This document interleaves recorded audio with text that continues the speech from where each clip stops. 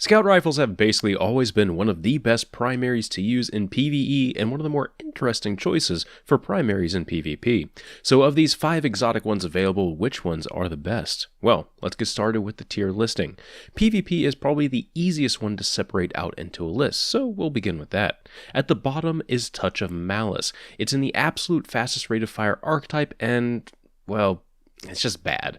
It takes 5 headshots to kill someone normally, but the aim assist feels really odd on it, so usually you're going to hit a bunch of body shots in there as well. Add in the low magazine size and chances are every single engagement will end with you hitting the signature perk that allows you to infinitely fire with increased damage at the cost of life for each bullet. While it does sound amazing in theory, people shoot at you in PvP and they're pretty consistent with landing their shots, so if you start taking more damage on top of other damage that you're taking, you're going to die, which isn't what you want to be doing in PvP. It is kind of hilarious to use the increased damage mode. On rare occasion, you will 4-tap someone and it feels glorious, but that one engagement is usually accompanied by hundreds of failures. The prevalence of pulse rifles and hand cannons in this current meta usually leaves you with very little health at the end of engagements anyway. Adding in the high probability of you hurting yourself due to a low magazine size means you just shouldn't bother with using this, unless it's just to dick around with. In the number 4 slot is the Boolean Gemini. This is one of the oddest weapons on the list. On paper, it sounds fantastic. Solid stats, unflinching to make primary fights easier, aggressive ballistics to increase the damage, and high caliber rounds to increase the flinch your targets take. That is the laundry list of everything you would want to see on a primary weapon for PvP. Only problem? The damn sights. Seriously, the sights completely take this weapon from one of the strongest weapons in the PvP game, in my opinion, to something I genuinely can't recommend. The iron sights that protrude into the scope just get in the way of everything. I found it difficult to track targets when firing, since they just got in the way of the target. This wouldn't be that bad if they served some function, like being actual iron sights like on No Land Beyond, but they don't.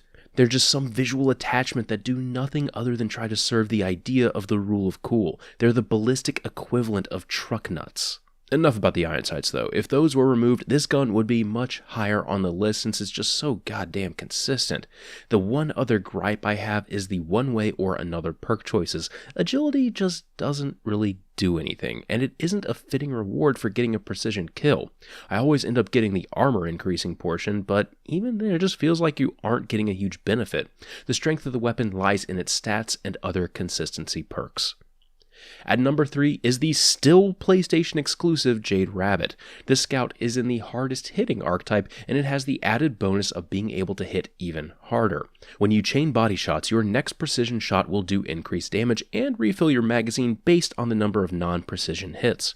The damage cannot stack to decrease the minimum number of shots to kill though. The gun does also keep its namesake of a rabbit with very jumpy recoil. Fortunately, it also sports a very high aim assist, so you don't really notice it with general shooting. It's just jumpy enough that when you take fire, your sights will go right over your target. This slow rate of fire archetype cannot miss a single hit if you want to remain competitive with it. If you do get the drop on someone and land your shots, you'll pretty much always win. However, this gun is really only able to do that in the longer ranges. Medium ranges where hand cannons and pulse rifles dominate are scary territory. Landing a shot or two and then swapping to a sidearm are probably the best route for you, instead of just trying to continue and use your primary. The weapon in the number 2 spot is the Warlock exclusive Tlaylock. Now, its base stats and perks are pretty basic. It actually has nothing over a lot of the legendary scout rifles out there. However, the supercharge mode that's activated by you getting and holding your super is what makes the weapon go from basic to god tier. It still kills in 4 shots, but it basically goes up to the next fastest rate of fire archetype. Your damage does not change, but you will be able to fire faster, ready the weapon quicker, and reload faster. If this gun were in the supercharge mode at all times, it would be number 1 on the list, but since it does take a small time to build up your super in PvP, and since it also is exclusive to Warlocks, I have to put it at number 2 on the list. Since it is Warlock only, I should also comment that Grenadier is a solid perk choice since Voidwalkers and Sunsingers have a stellar selection of grenades. Stormcallers will not want to use this weapon anyway since their super is kind of amazing. The weapon at the number 1 spot in PvP is the Mida Multi-Tool. Since year 1, Mida has been the one bastion of scout rifle users in PvP.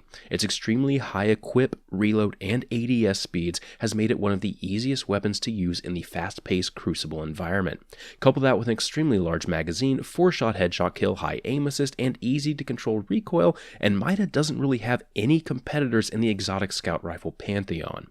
Due to its rate of fire and overall damage, it pairs extremely well with any secondary and can be used in medium to long ranges with relative ease.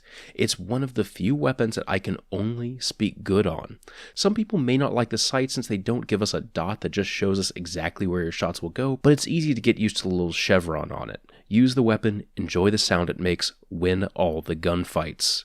Now, moving on to PvE, this is a little bit more difficult since things are less defined here. PvE doesn't have a lot of requirements other than that the weapon not actively hurt you in engagements or have some sort of limiting factor. Speaking of that, at number 5 we still have Touch of Malice. Even though the damage increasing perk makes it one of the highest DPSing primaries in the game, your health is just too much of a limiting factor and resource to use it anywhere outside of King's Fall.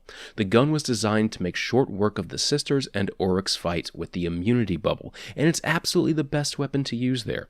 However, everywhere else you just can't reliably use the gun without hurting yourself too much. Even with the health regen built in, I found myself reloading way too much and monitoring my health to make use of it.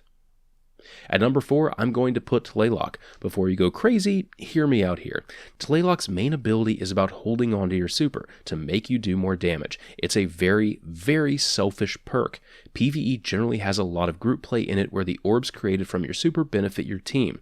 The increased damage you can get just doesn't make up for the loss in group utility. It's still a very good and consistent gun though, so no points off for that. At number 3, we have the Mida multi-tool. The damage of this particular archetype was never amazing in PvE, and this gun's one saving grace was its high magazine size coupled with high caliber rounds. After the removal of high caliber rounds, I can't recommend using this gun over many other legendary options out there. Speaking of high caliber rounds, at number 2, we have the Boolean Gemini. The inclusion of high caliber rounds on this gun brings it over the edge in PvE with its ability to chain stun mobs and with high damage from aggressive ballistics. The sights aren't as much of an issue here since PvE is much slower paced than PvP. It's still much easier to track your targets when they aren't blinking around. At the number 1 slot, we have the still PlayStation exclusive scout rifle, the Jade Rabbit. This is one of the few guns that can effectively have infinite ammo due to the way the reloading perk works. Back in the Taken King, I used this for ogre duty on the Oryx fight because I never had to reload, and the high damage would continually stun mobs. Zen Moment also makes the recoil easier to manage, and you are under no time constraints to get that bonus damage. Just use it whenever you want. This footage was taken from a single Valis encounter where I didn't reload once, just properly manage my body and precision shots to keep the damage up. And that about does it for this video. I hope you all found this information helpful. If you have a different list or think I messed up somewhere in mine, feel free to post in the comments. Thank you all for watching, and I'll see you next time.